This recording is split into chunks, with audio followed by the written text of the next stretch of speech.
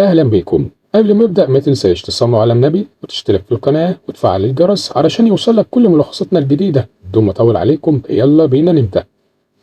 بتبدأ قصتنا مع طفل اسمه جاك، طفل يتيم عايش مع عمه، وكان بيقرأ قصة ملك كان بيحكم بلدهم زمان، والملك ده زرع فاصوليا سحرية وهدفه من زراعتها يطلع يكتشف السماء، وفعلا الشجرة كانت بتنمو الملا نحاس، والناس لما طلعوا عليها وصلوا لقوم عمالقة شبه قوم يأجوج ومأجوج، والعمالقة دول استغلوا الشجرة ونزلوا للأرض ونهبوا حياتها وقتلوا كل اللي يقف قدامهم. وفي يوم واحد من الكهنة قتل عملاق وعمل عليه سحر أسود وصنع منه تاج، وأول ما لبس التاج ده قدر يتحكم فيهم وأمرهم يرجعوا للعالم بتاعهم، وبقى حبوب الفاصوليا السحرية فضلت مع الملك. بس العمالقة فضلوا مستنيين اليوم اللي هينزلوا ينتقموا فيه من البشر. وبعد ما عمه خلص القصة ساب جاك ينام. بتعدي السنين وبيكبر جاك، وعمه بعته لسوق المدينة عشان يبيع الخضار، وده بسبب إن مفيش فلوس يصرفوا منها. المهم بيوصل للمدينة وبيلاقي حمى فنية، فبيدخل يتفرج على العرض، وبالصدفة بيشوف بنت جميلة عجبته، وفجأة اتلم عليها اللصوص عشان يسرقوا الأسوار.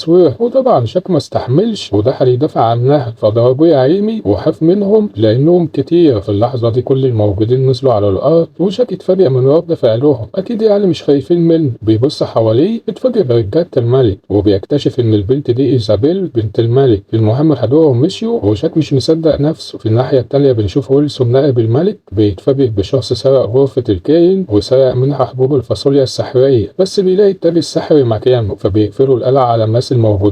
والكاهن اللي سرق بدأ يحس إنه في ورطة. بالصدفة بيشوف جاك واقف بالحصان ومش فاهم إيه اللي بيحصل، فطلب منه يشتري الحصان مقابل حبوب الفاصوليا السحرية، وقال له الحبوب دي لو وصل لها مية هتغير العالم كله. وخد الحصان وهرب بيه، لكن الجنود طلعوا من كل مكان وقبضوا عليه بسهولة. في الناحية التانية جاك رجع لعمه بالفاصوليا، قال له فاصوليا ايه؟ فين فلوس الحصان؟ انت هتفضل اهبل كده لحد امتى؟ وبيحدف الفاصوليا على الارض، واثناء ما بيلموهم حبايه نزلت منه بين الخشب. في الوقت ده بنشوف الملك بيتكلم مع بنته ايزابيل وبيطلب منها تتجوز ويلسون المساعد بتاعه. قالت له انا هعيش مع واحد مش بحبه ليه؟ انا مش عايزه الجوازه دي. قال لها هتتجوزي غصب عنك. الكلام انتهى وسابته ومشيت وهي حزينه. في الوقت ده ويلسون بيعذب الكاهن عشان يقول على مكان بذور الفاصوليا اللي سرقها، وايزابيل صممت انها تهرب من القلعه عشان ما تتجوزش ويلسون. وفضلت ماشيه بالحصان، وكانت الامطار شديده بتلمح كوخ بعيد وبتتجه ناحيته، وبنتفاجئ ان الكوخ ده بتاع جاك. واول ما اتكلم معاها افتكرها. بس انتم مش واخدين بالكم من حاجه مهمه، حبايه الفاصوليا اللي وقعت تحت الكوخ ميه المطر بلتها. واثناء ما الجماعه دول بيتكلموا مع بعض والدنيا جميله، فجاه الفاصوليا بتنمو بسرعه وبيطلع منها جذور ضخمه لدرجه انها بتاخد الكوخ وبتطلع للسما. ايزابيل محبوسه في الكوخ وجاك بيحاول ينقذها، لكن الخشبه اللي واقف عليها بتتكسر بيه. بيمسك في ايد ايزابيل لكن الاسوره بتتفك وبياخدها ويقع، وللاسف بيغمى عليه. تاني يوم بيفوق بيتفاجئ بالملك واقف قدامه ومعدش كامل، وكان بيبحث عن بنته. وطبعا قبضوا على جاك لان الاسوره بتاعتها معاه، فبيحكي لهم اللي حصل كله. الملك طلب من مانويل ياخد بعض الجنود ويطلعوا ينقذوها، ويلسون طلب انه يطلع معاهم وينقذ ايزابيل عشان يثبت لها انه الاحق بالجواز منها، وجاك كمان طلب انه يطلع معاهم. بس كان الموضوع صعب جدا عكس ما كانوا متخيلين، وفعلا بدأوا يتسلقوا النبات لحد ما الليل دخل عليهم وبدأت الأمطار تزيد والوضع زاد صعوبة. ويلسون طلب من المساعد بتاعه يقطع الحبل ويخفف الحمل، وفعلا ضحى ببعض الجنود. وتاني يوم بيوصلوا للكوخ بس مش بيلاقوا إيزابيل، وبيكونوا وصلوا أرض العمالقة. مانويل بيشوف آثار أقدامها وبيفهم إنها عايشة. وأثناء ما كانوا ماشيين ويلسون حدد جاك بالقتل عشان ياخد باقي الجذور منه، وقال له لو قلت لأي حد هقتلك. لكن جاك كان ذكي واحتفظ بواحدة لنفسه. المهم بيكملوا بحث عنها وجاك بيلاقي الكتاب بتاعها. قال لهم إيزابيل اللي كانت موجودة هنا بس في كائن خطفها. مانويل قال له ويلسون هنقسم نفسنا مجموعتين، هتمشي انت في الاتجاه الشمالي وانا وجاك هنمشي في الاتجاه الجنوبي. ويلسون اتضايق عشان هيبعد عن جاك لانه كان عايز يتخلص منه. المهم مانويل وجوني وجاك بيكملوا طريقهم، وبعد شوية بيقابلوا مجموعة أغنام وبيحاولوا يصطادوا واحد ياكلوه، لكن بيتفاجئوا بفحش وجوني وجاك بيتحبسوا فيه. جاك طلع سكينة وقطع الشبكة ونزلوا بالسلامة الحمد لله. وفجأة بيحسوا بهزات أرضية وبيظهر عملاق متجه ناحيته. جاك كتم نفسه ونزل تحت المية، ومانويل استخبى وجوني نفد بجلده. المشكلة إن العملاق حس بوجود بشر في المكان، وفعلا اكتشف مكان جولي بيحاول يهرب منه لكن مفيش فايدة، بيفضل يشم فيه وبقه ريحته كلاب ميتة. مانويل حاول ينقذه لكن العملاق شاطه زي الكورة وخد الاتنين معاه ومشي. جاك فضل متابعه عشان يوصل للمملكة بتاعتهم وبالتالي هيوصل لإيزابيل. في الناحية التانية ويلسون وماجيك واقفين في أمان الله، فجأة عملاق مسك ماجيك وأكله، وبيظهر عملاق كمان بسرعة ويلسون بيطلع التاج السحري عشان يأثر عليهم ويخضعوا لأوامره. في الناحية التانية جاك وصل للمكان اللي العمالقة عايشين فيه، بنشوف إيزابيل محبوسة فبيدخل عليها زعيم العمالقة واسمه فانوم وكان بدماغين، فبياخدها الباقي العمالقة وقال لهم دي الوقت عشان ننتقم من البشر وندمر الكوكب كله. وأثناء ما كان بيتكلم بيدخل عليه عملاق مع مانويل وجوني، وفانوم سألهم وصلتوا هنا ازاي لكنهم رفضوا يجاوبوا، فبياكل جوني قدامهم عشان يخوفهم. في اللحظة دي ويلسون دخل عليهم بالتاج السحري، وطبعا كل العمالقة بتقع قدامه وبيقول لهم أنا الملك الجديد واللي هقوله هيتنفذ، وقال لهم النهارده هناكل ونحتفل وتاني يوم هننزل كوكب الأرض نقتل البشر كلها. في الوقت ده جاك وصل لمكانهم وكان بيبحث عن مكان يدخل منه. بنشوف الطباخ بيحاول يطبخ مانويل وكان شيف نضيف جدا لدرجة إنه بيلعب في مناخيره وبيلحس صباعه من المقرفة. بيوصل جاك للمكان وبيطمن إيزابيل، فطلبت منه ينقذ مانويل قبل ما يدخل الفرن، وفعلا بيديله سكينة عشان يقطع العجين ويطلع منه. والشيف بتاعنا بيعمل شيش طاووق، ومن حسن حظ مانويل إن الخشبة نزلت بين رجله. بس مش دي المشكلة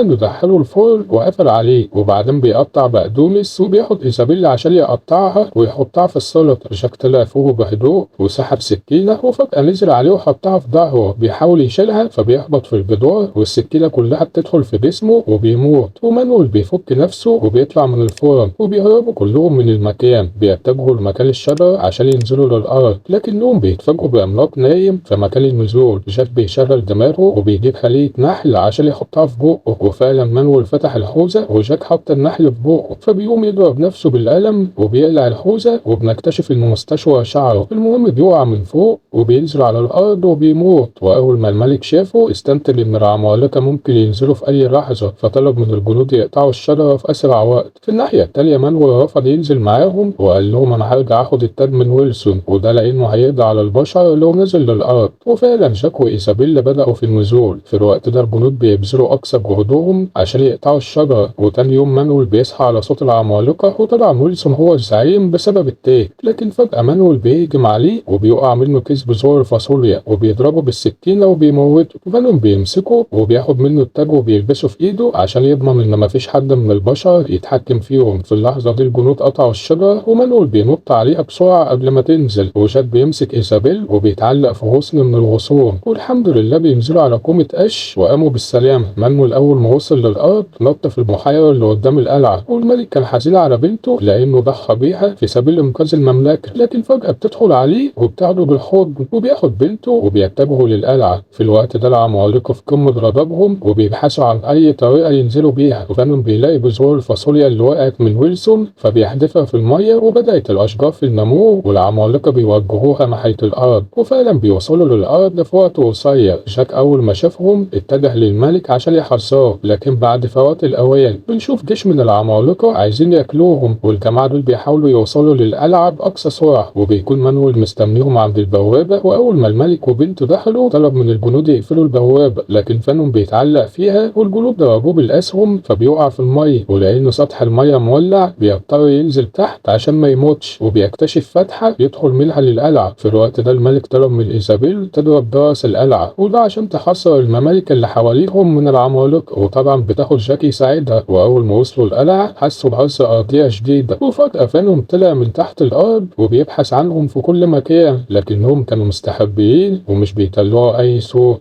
وفجأة بيوصل لهم وبيحاول يقتلهم، بيمسك إيزابيل بسهولة. جاك حاول يقتله لكنه مسكه هو كمان. في اللحظة دي بيطلع حباية الفاصوليا اللي محتفظ بيها وبيحدفها في بقه، فبتنزل في مية المجاري اللي في معدته، وبدأ يحس بألم في بطنه. وفجأة بتطلع فروع الشجر من جسمه وبتموته، وبتنزل إيده اللي فيها التاج جنب جاك. في الوقت ده العمالقة ما زالوا بيحاولوا يدخلوا القلعة بأي طريقة، وبعد معاناة بيقدروا إنهم يدخلوا والملك وجنوده بيستسلموا. وفجأة العمالقة كلهم وقعوا على الأرض، وبنكتشف إن جاد ده بالتاج السحري وبيأمرهم يرجعوا لمملكتهم من تاني. بتعدي السنين واتجوز الأميرة إيزابيل وخلف منها ولد وبنت، وحكى لهم قصة العمالقة والتاج اللي بيسيطر عليهم. من هنا بينتهي فيلمنا بتاع النهاردة. أتمنى يعجبكم. ما تنساش تشترك في القناة عشان يوصلك كل جديد. سلام.